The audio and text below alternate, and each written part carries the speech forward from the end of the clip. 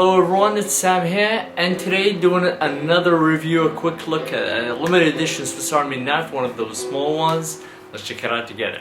Alright, we have the knife itself right here with the leather case exterior, and we got a red interior in the leather case, really nice. The name of this knife is Intertrack. Let's check it out. Here we go, you guys, check out the design with the polished exterior. Love it, so smooth, very well done, nice finishing. We got the Victorinox logo right here, which is silver kind of logo, silver gray. Let's check out the contents. We got a keychain right here, sharp Swiss Army knife,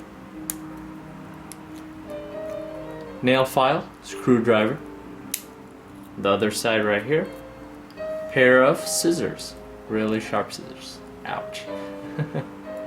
Alright, on this side we have a toothpick,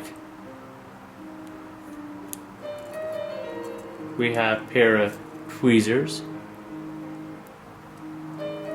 and that's about it what comes with this tool knife, Swiss Army tool knife. Of course, this knife was made, actually is made, by Victorinox, the mother company of Swiss Army, and Winger. Check out the link.